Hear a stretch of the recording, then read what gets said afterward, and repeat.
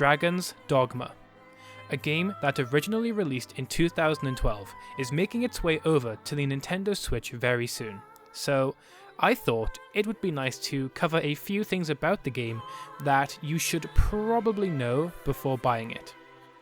In this video, we will cover a bunch of things about the game which are interesting. If you enjoy this video, please be sure to leave a like and subscribe and follow me on Twitter. Let's get right into it.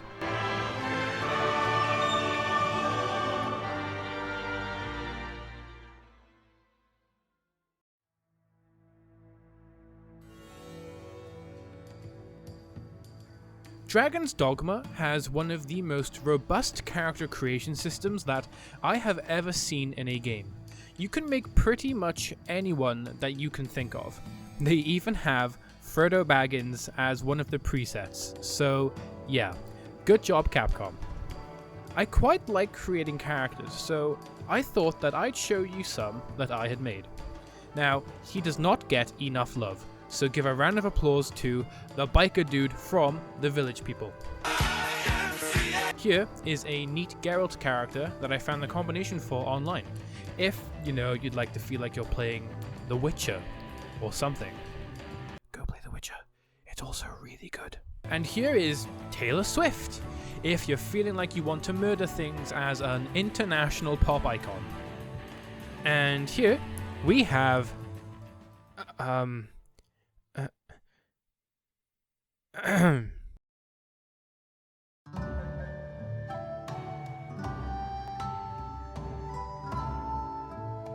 That's right, for anyone feeling a bit, shall we say, romantic, there is a romance system in the game.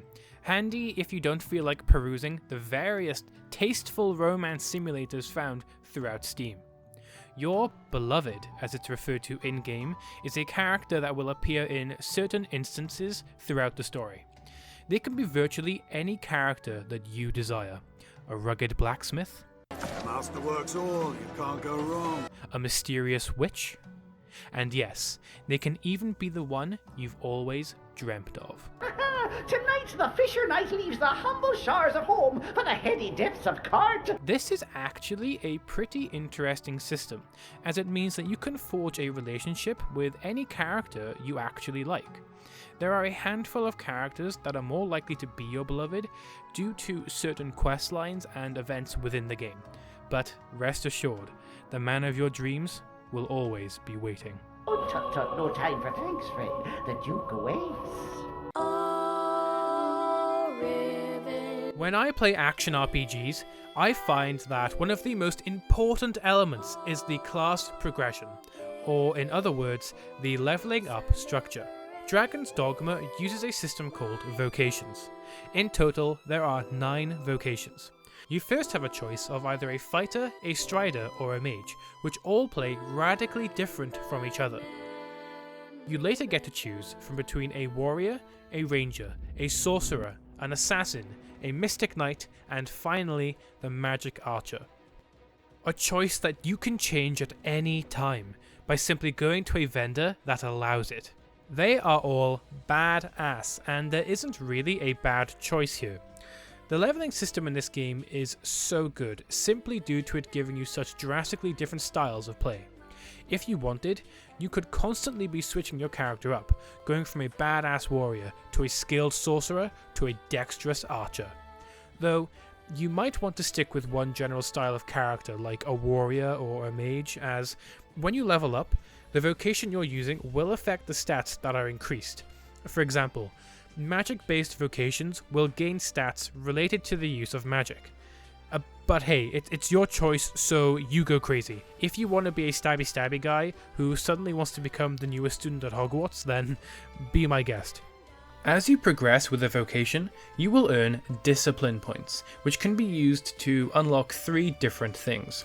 First is the weapon-based abilities that give you different attacks for your weapons. Second is the core skills that are more general upgrades to your character, like being able to fire a bow quicker or something. Third is the augments, which are upgrades that are vocation specific, that differ with each class. The game incentivizes trying out the different vocations by allowing you to keep the character-based augments for use across different vocations, allowing you to build a character that utilizes skills from each vocation, if you so desire. The main sort of takeaways here are that the game lets you build a character however you want. It's fairly freeform in this regard. Secondly, there isn't any class that I would call bad, as they all fit different playstyles. And thirdly, the progression isn't just found in the leveling up mechanics, as your knowledge of the game will help massively too. Knowing enemy weaknesses and devising strategies around that are core to succeeding in this game. Pawns are essentially your party members. You have your main pawn, which is created by you, and is your best buddy. Your main pawn levels up alongside you, and you can choose pretty much everything it does, from the clothes it wears to the attacks it uses, and you can even have a sit down with them to just have a chat, resulting in you critiquing everything they do, picking up on every little mistake they make. The maximum amount of members in your party is 4. You, your pawn, and 2 other pawns that are created by other players. This is where this starts to get very interesting. Your very own pawn is able to be recruited by other players and can help them in their adventures. Upon returning, they can gain knowledge of future quests, helpful items that their hosts want to give as thanks, and maybe even learn what it means to be happy. Pawns are an ever-changing element of the game and can drastically alter your experience. It creates an interesting relationship between different players of the game, mutually supporting each other whilst not directly engaging. The pawns you get from other players are at a set level and do not gain experience from travelling with you, so you have to visit a rift stone to recruit more when the time comes to swap them out. This is a very dynamic party system, as it means you have to keep shaking things up. It gives you plenty of excuses to try out new group tactics.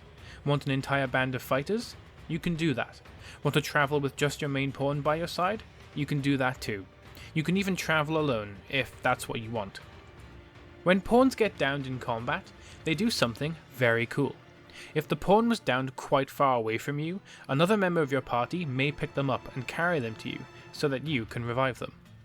It's a little touch, but it goes a long way to making the experience feel more alive.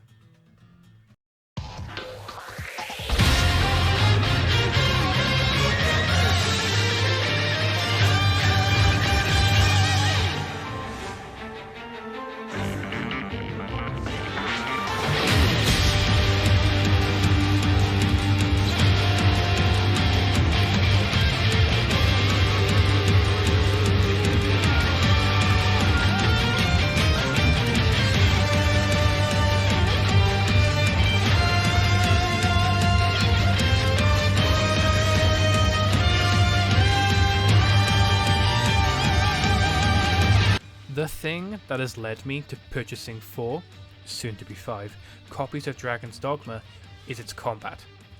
Honestly, it's just the way that the game makes you feel during these fights.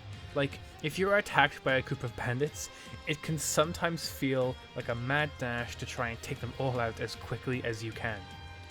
Each class will have radically different ways of dealing with these scenarios. A warrior is going to be right in the thick of battle, cleaving their way through enemies and dealing tons of damage. A mage is going to work on buffing their pawns, giving them extra attack power or healing them when they are in danger. A strider is going to be ducking in and out of battle, using their bow to soften up an enemy and then going in for the kill with their twin daggers. The sheer variety in gameplay is fantastic, and the way you can completely change your playstyle whenever you want is great. Boss fights in this game are incredible, ranging from griffins to cyclopses to, you know. Boss fights are special in this game, as they are a test of everything that you have learned up to this point. The lessons learned in combat against bandits can be applied to almost any boss encounter. The game also has, as I'm sure you've noticed, a climbing system. That means that if you can't quite reach the eye of the Cyclops who's giving you grief, all you need to do is climb right up it. Your pawns can also climb the bosses, resulting in moments where your entire party is just climbing all over this poor monster, leading it to fall over and it's dead. there is still a bunch that I have not covered in this video, mainly to keep some things secret for your first playthrough. But honestly, Dragon's Dogma is a fantastic game, and if you haven't played it yet, then seriously, consider getting it for the Switch. And that wraps up this video. Thank you so much for watching, and if you want to see more videos like this one, hit that like button and subscribe. You can also follow me on Twitter if you're into that sort of thing. My next video is going to be within the same vein as my previous Resident Evil one, so while you're waiting, give that one a shot.